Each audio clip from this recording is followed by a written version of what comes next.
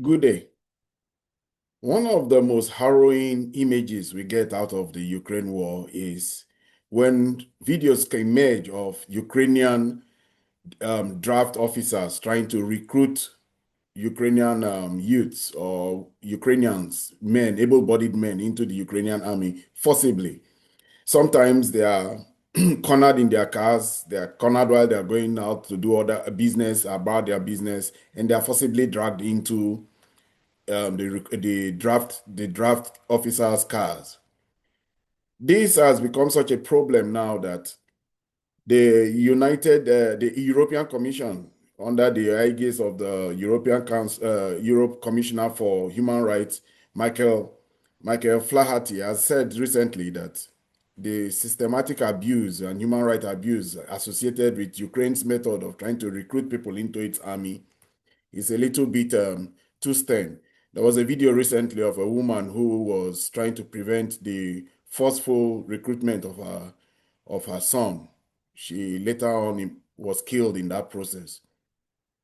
The Ukrainian shortage of manpower is clear for all to see. This war between Ukraine and Russia has really damaged Ukraine's demographics. A lot of people have left the country. A lot of Ukrainians are now refugees in Europe. It is estimated that 10 million Ukrainians are refugees in Europe and America. And the methods of the Ukrainian recruitment agents have become so onerous that these days some Ukrainians give the coordinates of the recruiting office to the Russians, and the Russians have stepped up a new method. They've been bombing the recruitment offices, complete with the recruitment officers, because they bomb them during the daytime for everybody to see. But it is not only on the part of the Ukrainians that there is a shortage of manpower. There's also a shortage of manpower among the Russians. In fact, recently we see how the Russians have started to use their diplomacy, their tactics, and their know-how in managing relationships to try and get more people to work for them. It emerged recently that they have recruited North Koreans, to come into their system. The North Koreans are already in their system. They used the North Koreans in the Kursk offensive in trying to root out the Ukrainians from Kursk Oblast. And then now we hear a report that 1 million Indians are being recruited by the Russians. That report, though, has been denied by the official Ministry of Labor in Russia. But the truth is, there's also need for the growing industrial complexes. There's a shortage of manpower in Russia because of this war, because the Russian economy has expanded and the shortfall in labor needs, in fact, is even supposed estimated to be 3.1 million people. They have this dire need for people that now they are recruiting from all over the world. Recently, the Ukrainian military paraded a Nigerian as a mercenary they caught in the war with Russia, fighting on behalf of Russia. Good day. Welcome to my channel, Ibima Amungo's Perspective on Global Affairs. If you're new to this channel, please subscribe. If you have any comments regarding the ideas I express in this video, please put them in the comment section. Do well to like and share. One of the consequences of war is that usually it leads to labor shortages because people leave, people run, it stimulates emigration, and people just leave the country. We know how even after the World War II, Britain was devastated. They were on the winning side, but they didn't have people, so they had to import a lot of Caribbeans, mainly from Jamaica, to come fill up the ranks. The defeated country, Germany, also had to pick a lot of Turks. Almost 100 or 200,000 Turks had to go to help the Germans to help them grow their economy at the time that they were devastating and they were rebuilding because of the Marshall Plan. The Germans had lost a lot of people in the war. War whether by economic means or by military means, always leads to movement of people. It is one of the greatest dispersers of human beings. And this war between Russia and Ukraine is a war of attrition, as we have seen. And it's a war also of opportunity because while the Ukrainians are losing out very seriously in their human resource and also in their material resources and even in their land, the Russians are building out because of a booming economy. And that booming economy is exposing how very fragile they are also as regards to their population. But they are in a better place. They are much more bigger than Ukraine in population by 4 times. But their need for human labor is way, way, way more than what they have, especially as they need specialists to run their growing industrial base. They are benefiting from this war, and this war has stimulated economic growth in Russia to the point where now that they need a lot of people. War, as I've said, is one of the big drivers of people.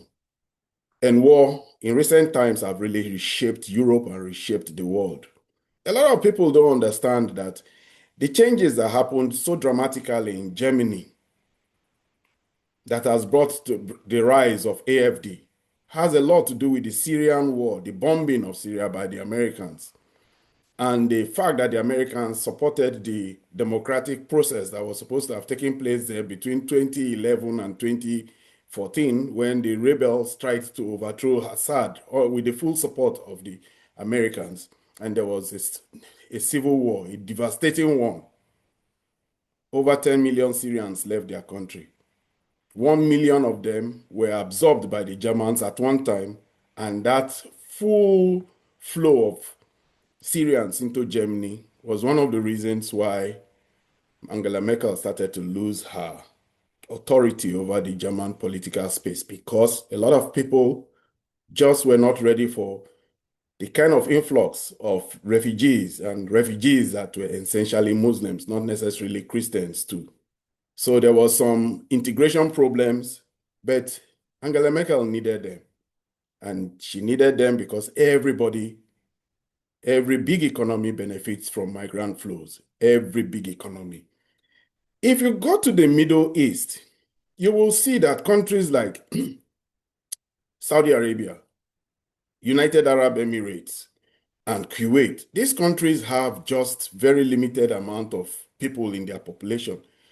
But if you find out that the 10 million people in UAE, 7 are migrant workers. Many are mainly economic refugees. They may not have been driven away by wars, but they are there because the growth of that country stimulated economic activity that needed labor. The need for labor is what has created some of the countries we see today with the kind of complexion we see those countries in. South Africa being a very good example. South Africa had many waves. First, when the whites came with the East Indian Company, they came and they were agricultural. They stayed, they didn't like their company, and they stayed back and tried to got into farming. Unfortunately, events in Europe meant that the British were handed the over to oversee the properties of the East Indian Company by the Dutch. And when the British took it over, they also found gold, and they needed that land much, much, much more than the whites who were there as Boers. The British now made a war with the whites, the Boers, who had Dutch orientation, and pushed them off. And we know of the First and Second Boer Wars. But there was a problem. There was a big problem. The discovery of diamond and the discovery of gold in South Africa was really what changed South Africa because now they needed people to work in the mines. They had to import indentured the people from India and people also from China. And that's why today we see huge Indian populations in South Africa. In fact, along the coast of East Africa, we have huge Indian populations and Muslim populations around the Zanzibar and Mombasa. And so people move. And when these people move in large numbers, it does affect how countries end up being. But when economic war is waged on you, as has been waged on East in many Latin American countries, notably Cuba, Venezuela, and Guatemala, all those countries that leaned towards communism in the American subcontinent, the war was waged on them. Their economies were destroyed, their political systems were destroyed, and ultimately many of them ended up being refugees seeking to come to America. Now, Venezuela has been destroyed and Venezuela has become a big supplier of labor to the American economy. Venezuela, Guatemala, Honduras, these are all countries that flirted with communism and had the full brunt of the machinations of CIA against them. Their governments were overthrown, their economic systems were made to be weak, and they just could not really grow their, their economy. So the kind of poverty that was unleashed on them is the reason why many of them prefer to make long 1,000-mile journeys to appear on the southern borders of America just to become part of the American system. They fritter into the American society, and we see them later on working in lawns, working in farms, and working in all these other places that give American labor market a big advantage. But if anything really affected America recently, it must have been the Ukraine war. Many people don't understand that when the Ukraine war came, at the onset of the Ukraine war, and in the face of all the sanctions being put against Russia, there was a massive inflation. There was a massive inflation, and that inflation that precipitated a price increase in gas, petrol, as many countries will call it, led to inflation that affected so many countries. But when it came to America, it also merged with labor inflation because America was coming off 4 years of the first Trump administration, and there was a shortage of, he always is against immigration, so there was a shortage of workers. Inflation and shortage of workers was very inimical to the American economy, and the inflation was sticky, couldn't go down. So what did the Biden administration do? They opened up the borders, admitted almost 10 million immigrants. And guess where they got their immigrants from? Mainly Venezuela, Haiti, and countries that were having crises. The best news for politicians from better developed countries is when two countries are at odds with each other, either due to their politics, their ideology, and they have a crisis, and they are called in to become part of that process. America loves it. Britain loves it. Saudi Arabia loves it. And that's why you find that war contributes to the migrant flows to these countries. If you live in Saudi Arabia, you will see a lot of refugees from Sudan. And the recent war in Sudan has even exacerbated it, more flows from Sudan. The Sudanese feel their own roles too in the Saudi and definitely the economies of the Middle East. Same too for Egyptians. So we see this situation where there are some countries that benefit from war perennially, and there are some countries that are victims of war. One country also that is a victim of war that recently played a very, very strategic role in a recent war, Afghanistan. Afghanistan, first of all, had 10 years of Soviet invasion, then later on now had 20 years of American invasion, and it displaced and destroyed Afghanistan to a large extent, to the point where Afghanistans were refugees in many of the countries of the Caucasus. So they were easy to be recruited. They were very full and many and plentiful in Iran. And it was the Afghan refugees to a large extent that formed the soft underbelly from which the Mossad of Israel could recruit a lot of people, especially since they tend to have a different religious affiliation than the Shiites of Iran. And they were recruited, and they were the ones who were used mainly in placing car bombs and even flying some of the drones that ended up killing a lot of Iranian generals and Iranian military targets at the starting point of the Israel-Iran war. Now, the backlash of that action by those few Afghanistans is that Iran has put a law that all the Afghanistans should go back to their country. That is over 1 million of them, if not more. War is not a good thing. Now we see Ukraine very, very, very, very short of human resource and now moving into extreme actions in trying to get manpower. At the early stages of the war, we should not forget, Ukraine's cause was one that was very passionately held by a lot of people.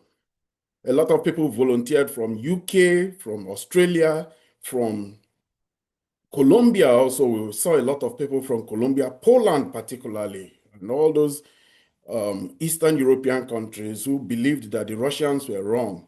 But the Russians had some very nice discussions with those people. They shot them, killed a lot of them. Most of the mercenaries who went to Ukraine and fought on Ukraine's part as the Foreign Legion of Ukraine were obliterated. They were killed. They were shot. They were destroyed. We don't hear much about the Foreign Legion anymore. Many people, those Colombians and those Poles, have quietly frittered away to their countries because they found out that it's not a healthy thing to be fighting the Russians in Ukraine. So now Ukraine's cause is being exacerbated by the fact that they don't have enough manpower and they are now resorting to grabbing people on the road. If you go to Germany, the Germans have thrived from the misfortunes of Syria. Many doctors now are Syrian. Many of those Syrians who went to Germany 10 years ago have now integrated and have now found better roles. And as Syria has now fallen under Wahhabist rule, they are being told to go back to their countries. Saudi Arabia is sending some of them back. Some of the Gulf countries want them to go back. But we really don't know if they will be allowed to leave because in Germany, they really play a lot of role. When you live in a country like a developed country like America or a European country, you will know that there are many layers where that locals don't like to do the jobs, like dust bin collectors, people who do very menial jobs in many levels. I don't know all of them, but those jobs are not the jobs that are favored by locals, and those are the jobs that immigrants tend to fall into, whether they are an immigrant, willing immigrant, or whether you're a refugee. That is just the way it is. War disperses people, and people who suffer from war, from this dispersal, end up being most times second-class citizens in these countries that they go to. They may thrive, they may grow in the long run, if not by their own generation, at least their children. For those countries that have birthright citizenship, funny enough, it's not all countries that have birthright citizenship. Most of the Middle Eastern countries, you can work, slave, labor for them for 30 years, 40 years of your life. You will still not be a citizen of those countries because there are very few. Qatar just has about 500,000 people, if not less. United Arab Emirates, the core population of those people, who are the locals, are few. And for them, they just want you to work and then you leave. And many of those people who are displaced by war as refugees, mainly sometimes they don't even have the papers. They now have to find a status, United Nations refugee status, to give them qualifying documentation so that they can live and work in those countries. But it is getting harder and harder. So we see a situation now where Russia needs North Koreans. But Russia can pay for North Koreans. They can afford it. They have a military alliance with North Koreans. Russians are being touted to want Indians, although they are saying that their quota is low, but we know that Indians bring value. The reason being that if the Indians are working in the office spaces, more young men can be released to go work, fight in the war front. But Russia is still a very big, attractive country for many of the people of the Caucasus, from the Uzbekistan, from Tajikistan. We had a recent incident also that some of them, because of this, their status, they are easily recruited by the SBU, the Secret Service of of Ukraine. And one of the incidents that they were associated with was the Crocus Concert Hall bombing that left over 120 people dead. It was Tajikistan migrant workers who were fingered in that. The same thing too in other um, terrorist actions that are taking place in Russia whenever they crack down on them. Even the recent one where bombs, drones were let on Operation Spiderweb, when drones were used against the strategic bombing fleet of the Russians. It was still them who are recruited. For that reason now, the Russians have tightened up and even expelled as much as almost 200,000 illegal immigrants in their country, but they still need people. And this is what the war is causing. The war is causing labor shortage. So we should not forget that this war is not just a war in against a military war. It has consequences. In America, that the Ukraine war created a serious inflation that led the Biden administration to open up the borders, hoping that it will reduce labor inflation and created the rhetoric that brought about Donald Trump. The unintended consequences of this war will be studied in time. It's just that a lot of people, I just wanted to make this labor shortage and labor linkages to economic development and misery and pain and even economic growth and opportunities for some countries like Saudi Arabia, some countries like United Arab Emirates and all these other countries to be seen. I may have forgotten to also mention Turkey. Turkey played a very significant role. They are a benefactor of refugee crisis and the war in Syria. Because one, a lot of the Syrians passed through Turkey to get into Europe. And when it became clear that the Turks were the starting point of most of the movement of the refugees into Europe, the European Commission had to make a peace deal with Erdogan. And that peace deal is the reason why the flow of Syrian refugees into Europe stopped after a while. But that has also been a stick that Erdogan holds against the Europeans. Anytime he does anything and they chide him, he puts them in line and threatens that he's going to open the gate for some migrants displaced by war, Kurds, people displaced in all the wars going on within that neighborhood to flood into Europe. There was a time the Europeans wanted them. It's not so anymore. There was a time Syrians were welcomed in Sweden, in Norway, they were welcomed in Denmark. But these days, we are seeing rhetoric change.